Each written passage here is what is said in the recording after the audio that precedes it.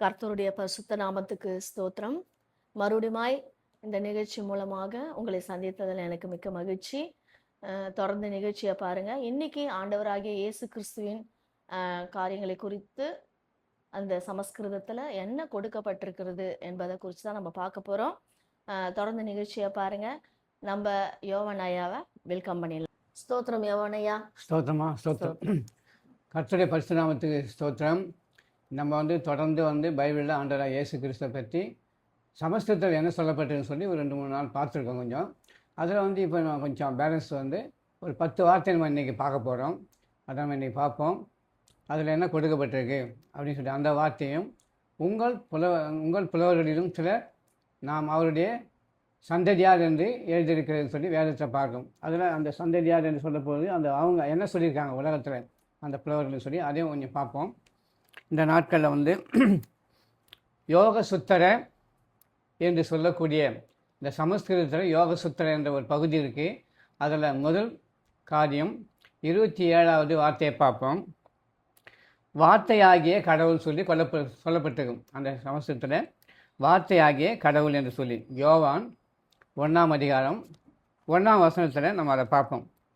கடவுள் எப்படி இருக்காருன்னு சொன்னால் வார்த்தையாக இருக்கிறார். வார்த்தையாகிய கடவுள் என்று சொல்லப்பட்டிருக்கு. யோவான் 1ஆம் அதிகாரம் 1வது வார்த்தை. ஆதியிலே வார்த்தை இருந்தது, அந்த வார்த்தை தேவனிடத்தில் இருந்தது, அந்த வார்த்தை தேவனாய் இருந்தது.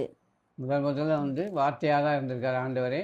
அது தேவனிடத்தில் இருந்ததுன்னு சொல்லி பார்க்குறோம். அது தேவனாக இருந்தது, அந்த வல்லமை அந்த வார்த்தைக்கு இருந்ததுன்னு சொல்லி நாம் இப்போ தெரிஞ்சுக்கிட்டோம். அது யோக சுத்திரம் 1வது வார்த்தையில், அதாவது 27ஆம் பாகத்தில் நம்ம பார்த்தோம். அடுத்தபடியாக ஈசா உபனிஷம் என்று சொல்லி ஒரு வார்த்தை இருக்குது சமஸ்கிருதத்தில். ஈசா உபனிஷம் என்று சொல்லி கடவுளுக்கு உருவம் இல்லை, அவர் நாமம் பரிசுத்தம் என்று கொடுக்கப்பட்டிருக்கு. அப்போஸ்தலர் 17வது அதிகாரம் 24வது வசனத்தை நம்ம பார்ப்போம். அப்போஸ்தலர் 17ஆம் அதிகாரம் 24ஆம் வசனம். உலகத்தையும் அதிலுள்ள யாவற்றையும் உண்டாக்கின தேவனானவர் வானத்திற்கும் பூமிக்கும் ஆண்டவராய் இருக்கிறபடியால் கைகளினால் கட்டப்பட்ட கோவில்களில் அவர் வாசம் பண்ணுகிறது இல்லை. ஆமாம், அதாவது சொல்லப்படுது அதில் கடவுளுக்கு உருவம் இல்லை, அவர் நாமும் பரிசுத்தம். கடவுளுக்கு உருவம் இல்லை. மனுஷன் தான் கடவுளை உருவமாக்கி என்ன பண்ணுறாரு, ஒரு கோயிலை உண்டாக்கி அதுக்குள்ளே கொண்டு வைக்கிறான். ஆனால் ஆண்டவர் சொல்கிறாரு, அவர் நான் வானம் எனது சிங்காசனம், பூமி எனது பாதப்படி. அப்படி இருக்கும்போது வானத்துக்கும் பூமிக்கும் உங்களால் கோயில் கட்ட முடியுமா அப்படின்னு கேட்குறாரு. அப்படி முடியாது இல்லையா? ஆகையினால யாத்திராகமம் 20ஆம் அதிகாரம் 4ஆம் வசனத்தை ஒரு வார்த்தையை பார்ப்போம். யாத்திராகமும் 20ஆம் அதிகாரம் 4ஆம் வசனம். மேலே வானத்திலும் கீழே பூமியிலும் பூமியின் கீழ் தண்ணீரிலும் உண்டாயிருக்கிறவைகளுக்கு ஒப்பான ஒரு சொரூபத்தை ஆகிலும் யாதொரு விக்கிரகத்தை ஆகிலும் நீ உனக்கு உண்டாக்க வேண்டாம். ஆமாம், கடவுளுக்கே உருவம் இல்லைன்னு சொல்லியிருக்காரு. ஆனால் கடவுளை வணங்கக்கூடாது உருவம் வச்சு சொல்லியிருக்காரு. ஆனால் மனுஷன் என்ன பண்ணுறான், பூமியில் இருக்கிற பறவைகள் விலங்குகள் இதுபட்ட காரியங்கள் என்ன பண்ணுறான், அவன் உண்டாக்கி அதை வணங்குறான்னு சொல்லி பார்க்குறோம். அப்படி கூடாதுன்னு சொல்கிறார் ஆண்டவர்.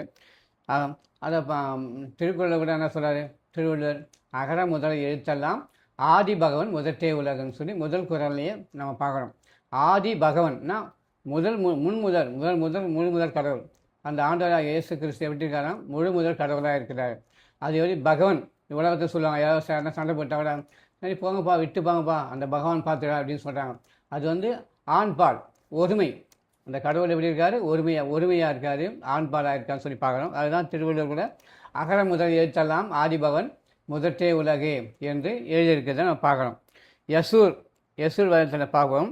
32:2 பாகத்தில் 2வது வார்த்தையை பார்ப்போம். சிலை நிறுத்தவும் கூடாது, வழிபடவும் கூடாது. சிலையை நம்ம என்ன பண்ணாது, உண்டாக்கி அதை நம்ம வைக்கக்கூடாது, அதை நம்ம வணங்கவும் கூடாது, அதை வழிபடக்கூடாதுன்னு சொல்லி யசூர் வேதத்தில் சொல்லப்பட்டிருக்கு. அப்போஸ்தலர் 7ஆம் அதிகாரம் 42வது வசனம் 49வது வசனம் பார்ப்போம். அப்போஸ்தலர் 7வது அதிகாரம் 48வது வசனம் 49வது வசனத்தை நம்ம பார்ப்போம். ஆகிலும் உன்னதமானவர் கைகளினால் செய்யப்பட்ட ஆலயங்களில் வாசமாயிரார். வானம் எனக்கு சிங்காசனமும் பூமி எனக்கு பாதப்படியுமாய் இருக்கிறது. எனக்காக நீங்கள் எப்படிப்பட்ட வீட்டை கட்டுவீர்கள்? நான் தங்கியிருக்கத்தக்க ஸ்தலம் எது? இப்போது அவர் சொல்கிறார், ஆண்டவர் எனக்கு நீங்கள் என்ன பண்ண முடியாது, கோயில் கட்ட முடியாது, நான் வந்து என்னை நீங்கள் உருவாக்க முடியாது, உண்டாக்க முடியாதுன்னு சொல்லி நம்ம அப்போஸ்தலர் 7ஆம் அதிகாரம் 48 49 பார்க்குறோம். அதே போல் இந்த பூமியில் வாழ்ந்த உங்கள் புலவர்களும் சிலர் நாம் அவருடைய சந்ததியார் என்று சொல்லியிருக்காங்க இல்லையா? அதில் பட்டினத்தார் என்ன சொல்லியிருக்கார் பார்ப்போம். நட்டக்கல் தெய்வம் என்று 4 புஷ்பம் சாத்தியே சுற்றி வந்து முணுமுணித்து சொல்லும் மந்திரம் ஏதடா, நட்டக்கல் பேசுமோ நாதன் உனக்குள் இருக்கையில் அப்படின்னு சொல்லி பாடுறார். நீ என்ன பண்ணுற, ஒரு கல் கொண்டாந்து நடுற, அதை கழுவுற, அதை மஞ்சள் பூசுகிற, பட்டடிக்கிற, பொட்டு வைக்கிற, பூ போடுற, அதை சுற்றி சுற்றி நீ வந்து முன்னு பேசுகிற. அது நீ சொல்கிற ஒரு வார்த்தை கேட்குதா, இல்லை நீ கொடுக்குற ஒரு விண்ணப்பத்துக்கு பதில் கொடுக்குதா அப்படின்னு சொல்லி அவர் சொல்கிறத நம்ம பார்க்குறோம். ஆகையினால இந்த நாட்களில் அடுத்தது 4வது வார்த்தை பவுசியா பூரணம் அப்படின்னு சொல்லி ஒரு வார்த்தை இருக்குது. பவுசியா பூரணம் 19வது பாகம் 23வது வார்த்தையை நம்ம பார்ப்போம். கன்னியின் வயிற்றில் இம்மானுவேல், அதாவது கன்னியின் வயிற்றில் வந்து ஒரு குழந்தை உற்பத்தி ஆகும், அவருக்கு பேர் இம்மானுவேல் வைப்பாங்கன்னு சொல்லி பார்க்குறோம். அதில் ஏசாயா 7ஆம் அதிகாரம் 14வது வசனத்தை நம்ம பார்ப்போம்.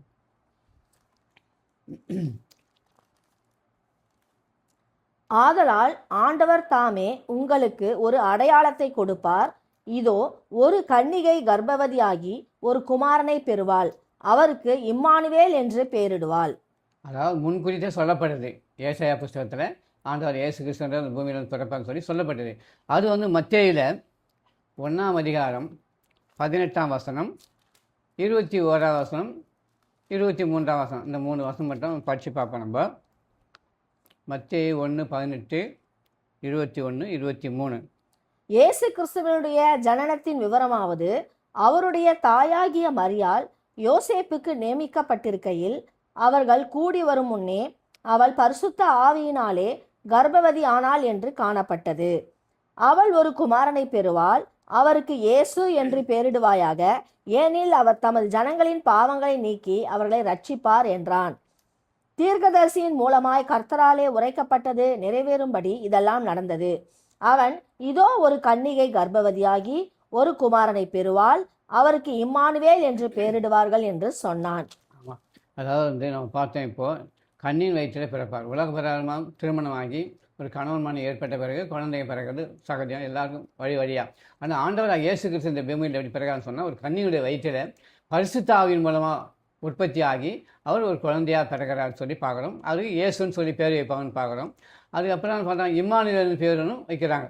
அப்படி ஏன்னு சொன்னாக்கா, இந்த உலகத்தில் கடவுளை நம்மளோட கூட இருக்கிறான்னு சொல்லி அதுக்கு அர்த்தம் சொல்லி அது நம்ம பார்த்தோம்.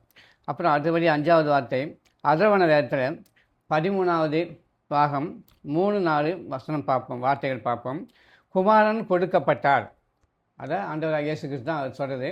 அது குமாரன் கொடுக்கப்பட்டார். ஏசாயா 9ஆம் அதிகாரம் 6ஆம் வசனத்தில் முன்குறித்தே சொல்லப்பட்டிருக்கிறது. ஏசாயா 9ஆம் அதிகாரம் 6ஆம் வசனத்திலே குமாரன் கொடுக்கப்பட்டார். நமக்கு ஒரு பாலகன் பிறந்தார், நமக்கு ஒரு குமாரன் கொடுக்கப்பட்டார். கர்த்தத்துவம் அவர் தோளின் மேல் இருக்கும். அவர் நாமம் அதிசயமானவர், ஆலோசனை கர்த்தா, வல்லமையுள்ள தேவன், நித்திய பிதா, சமாதான பிரபு என்னப்படும். ஆமாம், நமக்கு ஒரு குமாரன் கொடுக்கப்பட்டார் அப்படின்னு சொல்லி அவரை பற்றி நம்ம வரலாறு நம்ம வார்த்தைகளை பார்த்தோம். நம்ம அவருக்கு பேர் மேசியான்னு சொல்லி வைப்பாங்க அப்படின்னு சொல்லி அதில் இருக்குது. யோவான் 1ஆம் அதிகாரம் 41வது வசனம் பார்ப்போம். யோவான் 1ஆம் அதிகாரம் 41வது வசனத்தை பார்ப்போம். அவன் முதலாவது தன் சகோதரனாகிய சீமோனை கண்டு, மேசியாவை கண்டோம் என்று சொன்னான். மேசியா என்பதற்கு கிறிஸ்து என்று அர்த்தமாம். ஆமாம், அதாவது மேசியான்னு சொல்லி சொல்லப்படுது. மேசியான்னு சொன்னால் கிறிஸ்து, இயேசு கிறிஸ்து இல்லையா, அதான் கிறிஸ்து என்ற அர்த்தமாம் என்று அது அங்கே சொல்லப்பட்டிருக்கு. ரிக்வேதத்தில் 335வது பாகத்தில் முதல் வார்த்தையை பார்ப்போம். மாட்டு தொழுவத்தில் பிறப்பார். ஆண்டவராக இயேசு கிறிஸ்து இந்த உலகத்தில் நம்ம எல்லாம் வந்து ஏழ்மையான குடும்பம் என்ன பண்ணுறாங்க, இன்றைக்கி நல்லா வசதியான இடத்துல குழந்தைய பெற்றெடுக்கிறாங்க, இல்லை நல்ல ஒரு மருத்துவமனை தேர்ந்தெடுக்கிறாங்க. ஆனால் வானத்தையும் பூமியை உண்டாக்கின ஆண்டவராக இயேசு கிறிஸ்து எப்படி பிறக்கான்னு சொன்னால், இந்த பூமியில் பிறக்கிறதுக்கு என்ன இல்லையா, இடம் இல்லையா, அதனால் அவர் மாட்டு தொழுவத்தில் பிறப்பார்னு சொல்லி போடப்பட்டிருக்கு ரிக்வேதத்தில். லூக்கா 2ஆம் அதிகாரம் 7வது வசனத்தை நம்ம பார்ப்போம். அவள் தன் முதற்பேறான குமாரனை பெற்று சத்திரத்திலே அவர்களுக்கு இடமில்லாதிருந்தபடியினால் பிள்ளையை துணிகளில் சுற்றி முன்னணையிலே கிடத்தினாள். ஆமாம், அதாவது வந்து அவர் அந்த குழந்தை பெற்றெடுத்து அவருக்குன்னா எங்கே அந்த அம்மாவுக்கு இடம் கிடைக்கலாம். ஆகையினால் என்ன பண்ணுறாங்க, முன்னணியை சுற்றி எங்கே வைக்கிறாங்க, சத்திரத்தின் முன்னணியிலே அங்கே வைக்கிறாங்கன்னு சொல்லி நம்ம வந்து பார்க்குறோம். இப்போ பவிசியா மகா பிரமாணம் அப்படின்னு சொன்னால் 3வது பாகத்தில் 34வது வார்த்தையை பார்ப்போம். என்னன்னு சொல்லி, கன்னியின் இடத்தில் பிறப்பார் இயேசு மேசியா என்று கொடுக்கப்பட்டிருக்கு. அந்த சமஸ்கிருதத்தில் என்ன சொல்லப்பட்டிருக்குனாக்கா, கன்னியின் இடத்தில் பிறப்பார் இயேசு மேசியா. யோவான் 1ஆம் அதிகாரம் 41வது வசனம். இப்போதான் நான் படித்தேன். படி.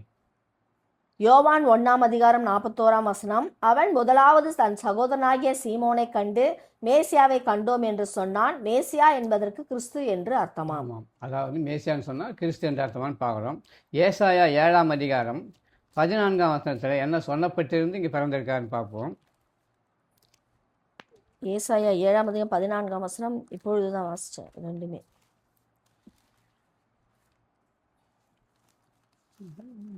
7:14. ஆமென். ஆதலால் ஆண்டவர் தாமே உங்களுக்கு ஒரு அடையாளத்தை கொடுப்பார். இதோ ஒரு கன்னிகை கர்ப்பவதியாகி ஒரு குமாரனை பெறுவாள். அவருக்கு இம்மானுவேல் என்று பெயரிடுவாள். ஆமாம், அங்கே வந்து இம்மானுவேல் என்று பேர் கொடுப்பான்னு சொல்லி போட்டிருக்கு. இங்கே வந்து மேசியான்னு சொல்லப்படுது. ஆண்டவராக இயேசு கிறிஸ்துக்கு அநேக நாமங்கள் உண்டு. அதில் வந்து மேசியா என்பது அவர் தான், இம்மானுவேல்னு சொன்னாலும் அவர் தான், இயேசுன்னு சொன்னாலும் அவர் தான், இப்படி சொல்லிக்கிட்டே போகலாம். அப்படியெல்லாம் அவருக்கு நிறைய நாமங்கள் கொடுக்கப்பட்டிருக்குன்னு பார்க்கலாம். ரிக்வேதத்தில் 10வது பாகம் 135வது வார்த்தை என்ன சொல்றதுன்னு பார்ப்போம். பாவத்தை போக்குவார், உலகத்தில் உள்ள எல்லோருடைய பாவங்களையும் அவர் போக்குவார் அப்படின்னு சொல்லி நம்ம பார்க்குறோம். எபிரேயர் 9ஆம் அதிகாரம் 22வது வார்த்தை.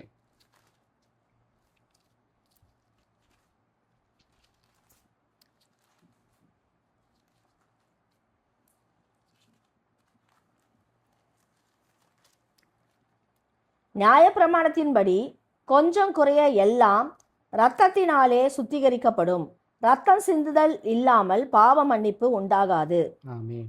மத்தேயு 27:54 ரத்தம் சிந்துதல் இல்லாமல் என்ன பாவ மன்னிப்பு இல்லை அப்படின்னு சொல்லி நம்ம வேதத்தில் பார்க்குறோம். மத்தேயு 27:54.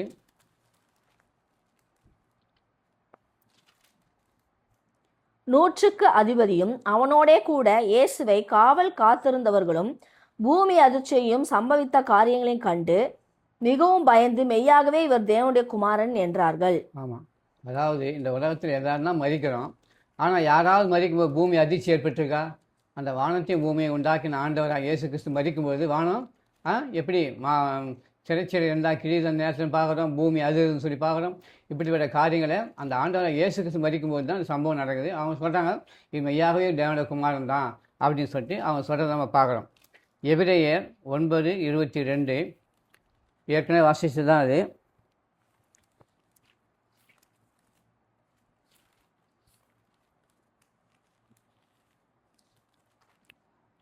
நியாயப்பிரமாணத்தின்படி கொஞ்சம் குறைய எல்லாம் இரத்தத்தினாலே சுத்திகரிக்கப்படும். ரத்தம் சிந்துதல் இல்லாமல் மன்னிப்பு உண்டாகாது. ரத்தம் சிந்துதல் இல்லாமல் பாவ மன்னிப்பு. ஆகையினால தான் இன்னைக்கு என்ன பண்ணுறாங்க, பலியிடுறாங்க. இன்றைக்கி ஆடு மாடுலாம் பலியிடுறதுக்கு காரணம் என்ன? ரத்தம் சிந்தினா பலி, அந்த பலியிட்டாக பாவம் நமக்கு போவோம். அந்த நம்பிக்கை அவங்க இன்றைக்கி செய்துட்டு இருக்காங்க. ஆனால் அது தேவையில்லைன்னு சொல்லி ஆண்டவர் இயேசு கிறிஸ்து இந்த பூமிக்கு வந்து அவர் தன்னையே பலியாக்கிட்டாருன்னு சொல்லி நம்ம வேதத்தின் மூலமாக பார்க்குறோம். மத்தேயு 28:6ஆம் அதிகாரம் 7ஆம் வசனம். மத்தேயு 28ஆம் அதிகாரம் 6ஆம் வசனம். அவர் இங்கே இல்லை, தாம் சொன்னபடியே உயிர்த்தெழுந்தார். கர்த்தரை வைத்த இடத்தை வந்து பாருங்கள். சீக்கிரமாய் போய் அவர் மரித்தோரிலிருந்து எழுந்தார் என்று அவருடைய சீஷர்களுக்கு சொல்லுங்கள். அவர் உங்களுக்கு முன்னே கலிலேயாவுக்கு போகிறார், அங்கே அவரை காண்பீர்கள். இதோ உங்களுக்கு சொன்னேன் என்றான். ஆண்டவர் இயேசு கிறிஸ்து கூட இந்த பூமியில் இருந்தபோது சொல்லியிருக்காரு, நான் வந்து பாடுகள் பட்டு 3ஆம் நாள் என்ன பண்ணேன், உயிர் தேர்ந்து வெளியே வருவேன் அப்படின்னு சொல்லியிருக்காரு. அந்த நிகழ்ச்சி தான் இப்போ சம்பவிச்சிருக்கு, நடந்திருக்கு. அது என்ன பண்ணுறாரு, அதே போல் எழுந்திருக்காரு. அவரை பண்ணி இங்கே இல்லை, அவர் வச்சு இடத்துல எங்கே தேடுறீங்க, இங்கே இல்லை, அவர் கல்யாணம் போயிருக்காரு, அங்கே போய் பாருன்னு சொல்லி தூதர் சொல்கிறத நம்ம கேட்குறோம். ஆகையினால் இந்த நேரத்தில் 10வது வார்த்தை பவிசியா புராணம். பவிசியா புராணம் சொல்லி ஒரு வேதத்தில், அதாவது சமஸ்கிருதத்தில் ஒரு வார்த்தை இருக்குது. இயேசு கிறிஸ்து என்று பெயர் இருக்குது. அவருக்கு ஆண்டவர் இயேசு கிறிஸ்து என்ன பேர் இருக்குது, இயேசு கிறிஸ்துன்ற பேர் இருக்குதுன்னு சொல்லி நம்ம ஏசாயாவையும் பார்த்தோம், மத்தேயுலையும் பார்த்தோம். அப்படி இருக்கும்போது இன்றைக்கி மத்தேயு 1 பார்ப்போம், யோவான் 4:14 மட்டும் பார்ப்போம். அவள் ஒரு குமாரனை பெறுவாள், அவருக்கு இயேசு என்று பெயரிடுவாயாக, ஏனெனில் அவர் தமது ஜனங்களின் பாவங்களை நீக்கி அவர்களை ரட்சிப்பார் என்றான். ஆமென். 1 யோவான் 4:14.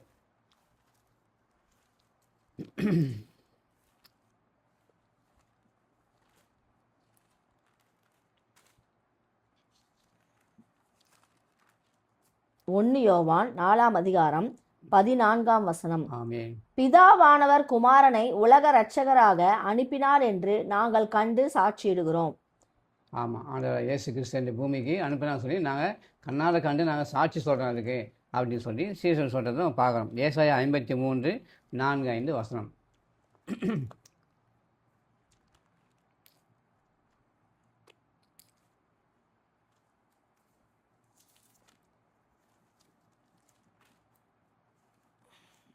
ஏசாயா 53:4. மெய்யாகவே அவர் நம்முடைய பாடுகளை ஏற்றுக்கொண்டு நம்முடைய துக்கங்களை சுமந்தார், நாமோ அவர் தேவனால் அடிபட்டு வாதிக்கப்பட்டு சிறுமைப்பட்டவர் என்று எண்ணினோம். நம்முடைய மீறுதல்களின் நிமித்தம் அவர் காயப்பட்டு நம்முடைய அக்கிரமங்களின் நிமித்தம் அவர் நொறுக்கப்பட்டார்.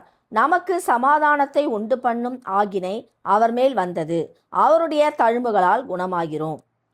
ஆமாம், இன்றைக்கு வந்து அவரே பலியாகி என்ன பண்ணார், நமக்காக நம்முடைய பாவங்கள் நம்முடைய சாபங்களை அவர் ஏற்றுக்கொண்டு இந்த பூமியில் என்ன பண்ணார், நம்மளெல்லாம் மீட்டு கொடுத்ததுக்காக தான் அவர் வந்தார்னு சொல்லி நம்ம பார்த்துறோம். இந்த வார்த்தையை நம்ம என்ன பார்த்தோம்னு சொன்னாக்கா, உலகத்தின் பாவம் போக்குவார்னு சொல்லி பார்த்தோம், பாவத்தை போக்குவார் சொல்லி அந்த ரிக்வேதத்தில் நம்ம பார்த்தோம். அதாவது வந்து இத்ராய உப்ராய பிராமணம் அப்படின்னு சொல்லிட்டு அந்த 2 காரியத்தை பார்த்தோம். அப்படி வரும்போது ஒரு சின்ன ஒரு சம்பவத்தை பார்ப்போம். அதாவது ரத்தம் சிந்தது இல்லாமல் பாவ மன்னிப்பு இல்லைன்னு சொல்லி பார்க்குறோம். இந்த பூமியில் வாழ்க்கையில் ஒரு சின்ன ஒரு 7 வயசு பையன் வச்சுங்க, 7 வயசு பையன் 2வது தான் படிக்கிறான். அவன் நல்லா ஆசிரியர்கள்லாம் கீழ்ப்படிவான், பெற்றோருக்கு கீழ்ப்படிவான், சொன்ன வேலைலாம் செய்வான். அப்படி நல்ல சுட்டியான பையனாக இருந்தான். அவன் வந்து ஸ்கூலுக்கு வர்றதுக்கும் வீட்டுக்கு வர்றதுக்கும் இடையில் வந்து ரயில் போகிற ஒரு பாதை, அந்த ரயில் போகிற பாதையில் வரும் தான் கடந்து தான் பிள்ளைகளோட கூட போகிறது வர்றது அப்படியெல்லாம் இருப்பான். ஆசிரியர் சொல்கிறதெல்லாம் அவன் கேட்பான். அதாவது கலர்களை பற்றி சுற்றுறான், சிவப்பு கலரை பற்றி, மஞ்சள் கலரை பற்றி, பச்சை கலரை பற்றி சொல்லுவான். ஏன் அப்படி சொல்லும்போது சிவப்பு கலரை பற்றி அவன் சொல்லும்பொழுது ரத்தம், அதாவது இந்த சிவப்பு நிறம் வந்து நம்ம காட்டணும்னு சொன்னால், கொடி காட்டணும்னு சொன்னால் பஸ் ரோட்லேயோ இல்லை ட்ரெயின் ரோட்லேயோ அந்த சிவப்பு கலரை தாண்டி அந்த ரயில் போகாது. ஏன் போகாதுன்னா போகிறதுக்கு அங்கே தடை இருக்குது. ஒன்று ஏதாவது தண்டவாளத்தை ஏதாவது ஏற்பட்டுருக்கலாம், இல்லை ஏதாவது வந்து முன்னே வண்டி போய் இருக்கலாம், ஏதாவது தடை. அதனால தான் வந்து அந்த சிவப்பு கொடி காட்டும்போது வண்டி போகக்கூடாதுன்னு சொல்லி ஆசிரியர் சொல்லி கொடுத்துருக்காங்க. அதை நல்ல மனசில் வேணால் பதிய வச்சுருக்கான். அப்படி அவன் என்ன பண்ணுறான், தினந்தோறும் அப்படி போகிறது வருமா இருக்கும்போது ஒரு நாள் எல்லா பிள்ளைகள்லாம் போயிட்டாங்க, இவன் பின் தங்கி போகிறான். பார்த்தா அந்த தண்டவாளத்தை கொஞ்சம் தூரத்தில் ஒரு துண்டு ரயில் தண்டவாளம் உடஞ்சி போயிருக்கு. இப்போ உடஞ்சி போயிருக்கும்போது மிஸ்ஸு சொல்லியிருக்காங்க, ஏதாவது இடையே இருந்தால் வாகனம் போகாது, ஆபத்து ஏற்படுன்னு சொல்லியிருக்கான்னு சொல்லி அவன் என்ன பண்ணியிருக்கான், அதை அந்த ரயிலை நிறுத்தம்னு சொல்லி கையை நீட்டி காட்டுறான். ரயில் வேகமாக தான் வந்துட்டு. உடனே அவனுக்கு என்ன வந்து ரத்தம், அதாவது சிவப்பு கலர் இருக்கணும்னு சொன்னாங்களேன்னு சொல்லிட்டு அவன் ஸ்கூல் யூனிஃபார்ம் வெள்ளையும் அவன் காக்கி ஆஃப்டர் ஹவுஸும் போட்டிருக்கான். இந்த வெள்ளை சட்டை எடுத்து என்ன பண்ணுறான், அவன் தன்னுடைய கையை என்ன பண்ணுறான், கல்லால் என்ன பண்ணுறான், குத்திக்கிறான். அப்படி குத்தும்போது ரத்தம் வடியும் போது அந்த ரத்தத்தில் என்ன பண்ணுறான், அந்த வெள்ளை துணியை நினச்சி அந்த துணியை என்ன பண்ணுறான், சிவப்பாக மாற்றுறான். அது முழு ரத்தமாக வடிஞ்ச பிறகு முழு துணியை சிவப்பாக மாற்றோன்னே அந்த குழந்தை என்ன பண்ணுறான், எடுத்து அந்த கொடியை அந்த தண்டவாளத்தை காட்டும் பொழுது என்ன அது சிவப்பு கொடி ஆட்டப்படுதுன்னு சொல்லிட்டு டிரைவர் என்ன பண்ணுறாரு, அதை பார்த்துட்டு வண்டி அங்கே வேகத்தை ஸ்லோ பண்ணி கிட்ட வந்து நிறுத்துறாரு. அந்த பையன் என்ன பண்ணுறான், அந்த கொடியோடு கூட அந்த தண்டவாளத்து மேலே விழுந்து கிடறான். அப்படி அவர் என்ன பண்ணுறார், எழுந்து வந்து தூக்கி பார்த்தா அந்த குழந்தை இறந்துட்டான். என்ன பண்ணிட்டான், இறந்துட்டான். அவனுடைய சரீரத்தை முழு ரத்தம் என்ன பண்ணுறான், அந்த துணியில் நினச்சி அதை கொடியாக காட்டி அவன் இறந்து போயிட்டான்.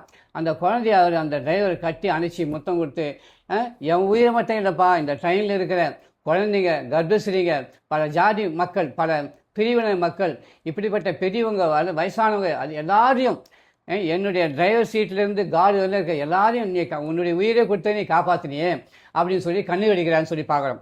ஒரு சாதாரண இந்த உலகத்தில் பிறந்த ஒரு சாதாரண ஒரு சின்ன பையனால் ஒரு ட்ரெயினை நிறுத்தப்பட்டு எல்லா உயிரும் காப்பாற்றப்பட்டதுன்னு சொன்னால், அப்போ அந்த வானத்தையும் பூமியை உண்டாக்கின அந்த ஆண்டவரால் அவர் ரத்தத்தை சிந்தி நம்மளை பரலோகத்துக்கு அழைச்சிட்டு போக முடியாதான், அழைச்சிட்டு போக முடியுன்றதை நாம் இதன் மூலமாக உணரோம். ஆகையினால இந்த நாட்களில் ஆண்டவர் நம்மளோட கடை சில வார்த்தையின் மூலமாக பேசியிருக்காரு. கர்த்தருடைய பரிசுத்த நாம ஸ்தோத்திரம். அடுத்த எபிசோடில் நம்ம மேற்கொண்டு சில 10 வார்த்தைகளை நம்ம நேரடியாக பார்ப்போம். ஸ்தோத்திரம் ஸ்தோத்திரம் நன்றி நன்றி யோவான் ஐயா. நன்றி. ஸ்தோத்திரம் ஸ்தோத்திரம் நன்றி ஸ்தோத்திரம். அநேக காரியங்கள் நம்ம பிரயோஜனமா இருந்தது. இன்றைக்கும் நம்ம சமஸ்கிருதம் மூலமாக இயேசு கிறிஸ்துவை குறிச்சி அவருடைய நம்மளுடைய பாவங்களுக்காக எவ்வளவா பாடுபட்டார் என்பதையும் அதுக்குண்டான அர்த்தத்தையும் அதற்குண்டான கதையும் நம்ம பார்த்தோம். நிச்சயமாகவே தேவன் நம்மோடு கூட இருக்கிறார். சதா காலமும் நம்மை வழி நடத்துகிற தேவன் நம்மளோடு கூட இருந்து இனி வரும் நாட்களிலும் இன்னும் அதிகமாக நிறைய காரியங்களை நம்ம தெரிஞ்சு கொள்ள நமக்கு உதவி செய்வார். இந்த நாள்ல இந்த நிகழ்ச்சியை பார்த்து கொண்டிருக்க ஒவ்வொருவருக்கும் நாங்க நன்றி செலுத்துறோம். மறுபடியுமாய் அடுத்த நிகழ்ச்சியில உங்களை மீண்டுமா நாங்க சந்திக்கிறோம். நன்றி நன்றி ஸ்தோத்திரம் நன்றி நன்றி ஸ்தோத்திரம்.